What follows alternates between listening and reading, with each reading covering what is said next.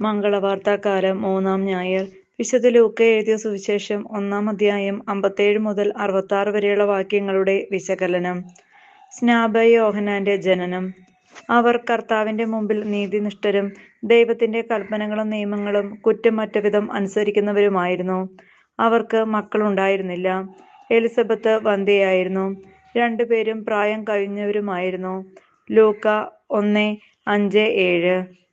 വന്ധ്യത ഒരു ശാപമായി കണക്കാക്കപ്പെട്ടിരുന്ന ഒരു കാലഘട്ടം. മക്കൾ ജനിക്കാത്തതിനാൽ ഏറെ അപമാനവും കുത്തുവാക്കുകളും അവർ നേരിടേണ്ടി വന്നിട്ടുണ്ടാകും. എന്നിട്ടും നിരാശരാകാതെ ദൈവത്തിന്റെ കാരുണ്യത്തിൽ അവർ ആശ്രയം വെച്ചു. ദേവാലയത്തിൽ വെച്ച് ഗബ്രിയേൽ ദൂതൻ പ്രത്യക്ഷപ്പെട്ട് സക്കറിയാസിനെ അറിയിച്ച പോലെ താമസിക്കാതെ പ്രായം കഴിഞ്ഞവളായ എലിസബത്ത് ഗർഭം ധരിച്ചു. അവൾ പറഞ്ഞു, മനുഷ്യരുടെ മുമ്പിൽ എനിക്കുണ്ടായിരുന്ന അപമാനം നീക്കിക്കളയാൻ ദൈവം ഇടയാക്കിയിരിക്കുന്നു. എലിസബത്തിന് പ്രസവ സമയമായി. അവൾ ഒരു പുത്രനെ പ്രസവിച്ചു. നാട്ടുനടപ്പനുസരിച്ച് പിതാവിന്റെ സക്കറിയ എന്ന പേര് നൽകാനുള്ള ബന്ധുക്കളുടെ നിർദ്ദേശത്തെ നിരാകരിച്ച് യോഹന്നാൻ എന്ന പേര് നൽകുവാൻ എലിസബത്ത് ആവശ്യപ്പെട്ടു. സംസാരശേഷി നഷ്ടപ്പെട്ട സക്കറിയായും എഴുത്തുപലകയിൽ എഴുതിക്കൊടുത്ത പേരും അതുതന്നെയായിരുന്നു. അതോടെ അവന്റെ നാവിന്റെ കെട്ടഴിഞ്ഞു. ദൈവത്തിന്റെ വലിയ ഇടപെടൽ ദർശിച്ച ജനം പറഞ്ഞു, ഈ ശിശു ആരായിത്തീരും. കർത്താവിന്റെ കരം അവനോട് കൂടെ ഉണ്ടായിരുന്നു. ഓരോ കുഞ്ഞും ദൈവത്തിന്റെ പദ്ധതിയിൽ സൃഷ്ടിക്കപ്പെട്ടവരാണ്. കർത്താവിന്റെ ദാനമാണ് മക്കൾ, ഉദരഫലം ഒരു സമ്മാനവും. സങ്കീർത്തനങ്ങൾ 127:3. വിവാഹിതരാകാൻ ആഗ്രഹിക്കുന്നവരും വിവാഹിതരായവരും ഓർമ്മിച്ചിരിക്കേണ്ട ഒരു തിരുവചന ഭാഗമാണിത്. എന്നാൽ ജനസംഖ്യാ നിയന്ത്രണം എന്ന പാശ്ചാത്യ സംസ്കാരം എത്ര പെട്ടെന്നാണ് നമ്മുടെ നാട്ടിൽ പടർന്നു പിടിച്ചത്. കുഞ്ഞുങ്ങളെ ജനിപ്പിക്കാൻ കഴിയുന്ന റോബോട്ടുകൾ രൂപം കൊണ്ടതായുള്ള വാർത്തകൾ കേൾക്കുന്നു.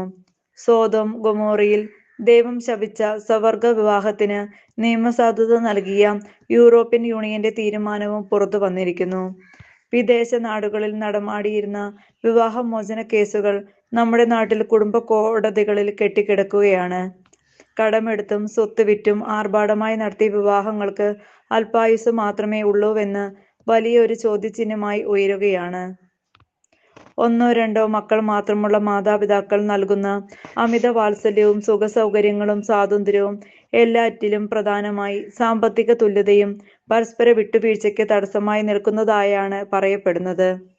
വിവാഹം എന്നത് ഒരു കരാറല്ല, ദൈവത്തിന്റെയും മനുഷ്യരുടെയും മുമ്പിലെടുക്കുന്ന ഒരു ഉടമ്പടിയാണ് എന്ന് ദമ്പതികൾ മറന്നുപോകുന്നു. ഭാര്യയെ ഉപേക്ഷിക്കുന്നവൻ അവളെ വ്യഭിചാരിണിയാക്കുന്നു എന്ന വചനത്തിന്റെ നാനാർത്ഥങ്ങൾ ഓർക്കുന്നത് നല്ലതാണ്. കൂനിന്മേൽ കുരു എന്ന പോലെ വന്ധ്യത വലിയൊരു മാറാരോഗം പോലെ പടർന്നു പിടിക്കുകയാണ്.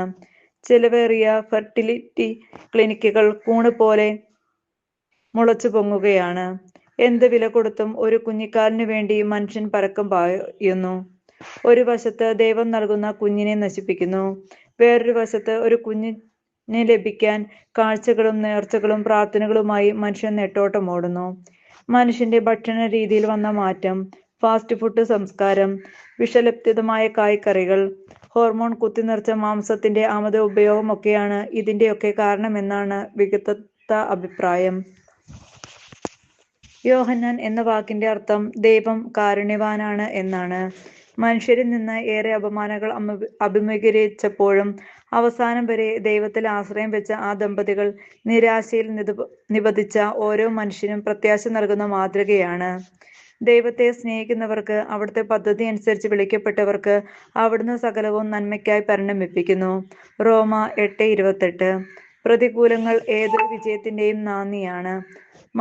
ആദ്യ മാതാപിതാക്കളുടെ വീഴ്ച ദൈവത്തെ ഭൂമിയിലേക്ക് കൊണ്ടുവന്നു. അബ്രാഹത്തിനുണ്ടായ കഠിന പരീക്ഷ വിശ്വാസികളുടെ പിതാവാക്കി.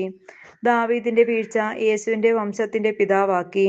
പത്രോസിന്റെ തള്ളിപ്പറച്ചിൽ അവനെ ശിഷ്യഗണത്തിന്റെ നേതാവാക്കി. എളിമയോടെ ദൈവത്തിന് മുമ്പിൽ വ്യാപരിക്കുന്നവരെ ദൈവം ഉയർത്തും. എല്ലാറ്റിന്റെയും മകുടമായി അപമാനിതനായി കുരിശിൽ ഏറ്റപ്പെട്ടവൻ 3-ാം നാൾ ഉയർത്തെഴുന്നേറ്റ് സഹനങ്ങളും ക്ലേശങ്ങളും ദൈവസന്നിധിയിൽ മറുപടിയുണ്ട് എന്ന് തെളിയിച്ചു. ഒരു എഴുത്തുപലകയിൽ സക്കറിയാസ് എഴുതി, യോഹന്നാൻ എന്നാണ് അവന്റെ പേര്. ദൈവാനുഭവത്തിലൂടെ കടന്നുപോയ ഒരാൾ പിന്നീട് സംസാരിക്കേണ്ടത് ദൈവിക പദ്ധതികളാണ്. തുടർന്നു വരുന്ന സക്കറിയായുടെ പ്രവചന ഗീതം ഇതിനുള്ള ഉത്തമ ഉദാഹരണമാണ്. അവന് മകനായി ജനിച്ചവൻ വരാനിരിക്കുന്നവന്റെ ഒരു മുന്നോടിയാണെന്ന് അവൻ പ്രവചിക്കുന്നു. വഴിയൊരുക്കാൻ വന്ന അവൻ തന്റെ പ്രസംഗത്തിലൂടെയും ഇതുതന്നെ വിളംബരം ചെയ്തു. ഞാൻ ജലം കൊണ്ട് സ്നാനം നൽകുന്നു, എന്നാൽ എന്നേക്കാൾ ശക്തനായ ഒരുവൻ വരുന്നു. അവൻ പരിശുദ്ധാത്മാവിനാലും അഗ്നിയാലും സ്നാനം നൽകും. ലൂക്ക 3:16. എന്റെ പിന്നാലെ വരുന്നവൻ എന്നേക്കാൾ ശക്തൻ, അവന്റെ ചെരുപ്പ് വഹിക്കാൻ പോലും ഞാൻ യോഗ്യനല്ല. മത്തായി 3:11. ക്രിസ്തുവിൽ സ്നാനം സ്വീകരിക്കുന്നവരൊക്കെ ക്രിസ്തുവിനെ ധരിച്ചിരിക്കുന്നു. ഗലാത്തിയ 3:27. യേശുവിനു മുമ്പും യേശുവിനു പിമ്പും എന്ന രീതിയിൽ ഇനി ക്രിസ്തുവിൽ ഭവനം ഒന്നാകെ സമന്വയിപ്പിക്കപ്പെട്ടിരിക്കുന്നു. കർത്താവിൽ പരിശുദ്ധമായ ആലയമായി അത് വളർന്നുകൊണ്ടിരിക്കുന്നു. പരിശുദ്ധാത്മാവിൽ ദൈവത്തിന്റെ വാസസ്ഥലമായി അവനിൽ വിശ്വസിക്കുന്നവരെല്ലാം പണിയപ്പെട്ടുകൊണ്ടിരിക്കുന്നു. എഫേസ്യർ 2:21-22.